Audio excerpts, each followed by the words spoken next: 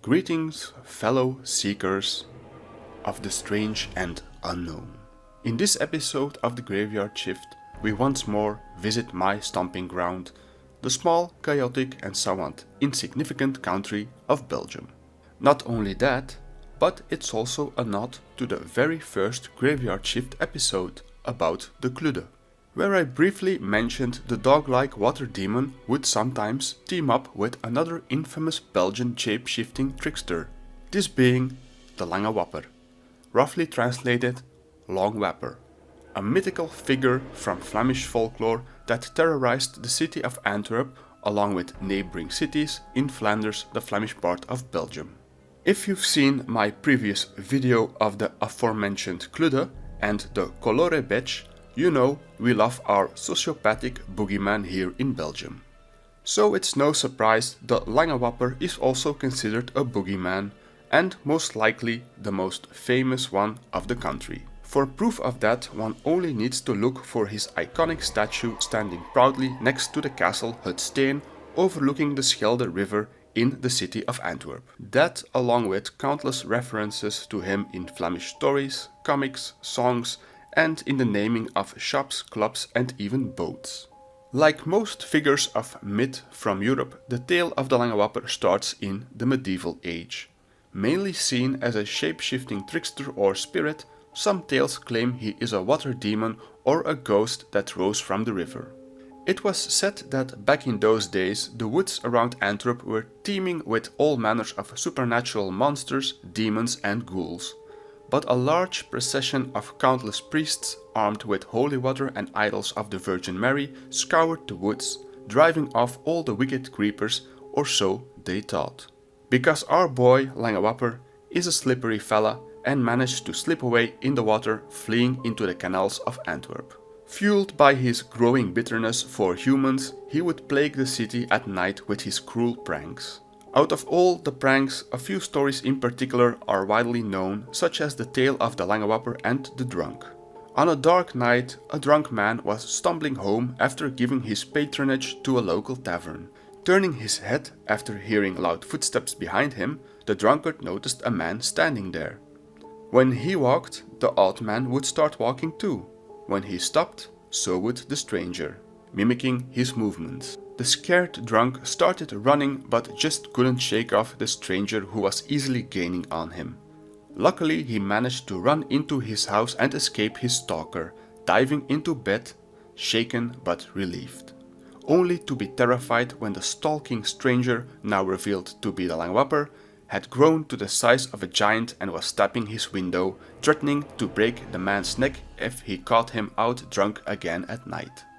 Another story tells of a mischievous Lange Wapper disguised as a man with a bag filled with endless candy, luring away children who were playing outside in the evening by tossing sweets at them. Eventually, having lured them far enough till the children were lost, he would vanish without a trace, only leaving behind the echoes of his mocking laughter. The third story shows the Wapper's wicked side.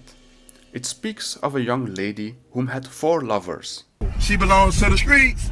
Our long-limbed friend decided to shapeshift into this promiscuous lady and invite each of her clueless lovers to the graveyard on a particular dark night. When the first guy showed up, he was dared by the disguised Wapper to sit on a big cross for 2 hours to prove his love. The second lover had to lay down in a closed coffin for 2 hours, while the third guy that arrived was dared to go knock on the coffin. Lastly, the fourth and final simp to arrive was dared to prove his love by walking around the graveyard with a big chain. Pretty obvious, things did not end well for these foolish bros. The first guy fell from the cross out of fear to his death when he saw the second one crawl into the coffin. That guy died from fear in the coffin when the third dude knocked on the coffin lid. And, like falling dominoes, the third guy died from fright when he heard the chains of the fourth guy and feared the devil was coming for him. The last guy was driven insane by the sight of 3 dead guys on the cemetery at night and jumped into the river, drowning. Lange Wapper really is the first incarnation of "it's just a prank, bro." Although he has a whole repertoire of tricks, Lange Wapper seemingly prefers his ability to decrease and increase his size to terrify the locals. Drunkards were a prime target for our lanky shapeshifter, as seen in our first story, and the Wapper loved to chase them down while growing from a midget to a giant. Now, the idea that it was mostly intoxicated people seeing midgets turning into giants could also be seen as a very logical explanation for the myth of the Lange Wapper, I guess. Then again, not even innocent mothers were safe from the mythical jokester, as another favorite party trick of the Wapper was to shapeshift into a baby, wait until he was placed into a crib, and then grow so big he would literally fill the entire room. Being able to shrink or grow to any size meant the Lange Wapper could sleep between the tiniest cracks or quickly move over great distances as a giant, an ability he often used to visit other cities in Flanders to spread his brand of pandemonium.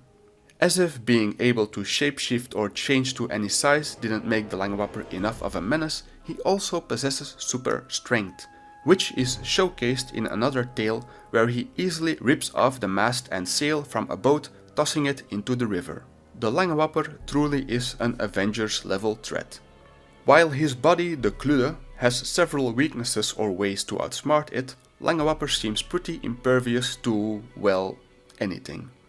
Except for one thing. Like most evil spirits, he doesn't really mix well with religion. In the Lange Wapper's case, it's depictions of the Holy Virgin Mary that get his socks in a twist. As a symbol of divine virtue and protection, the Holy Virgin Mary stands in stark contrast to the devious trickery of the Lange Wapper, which would explain his fear.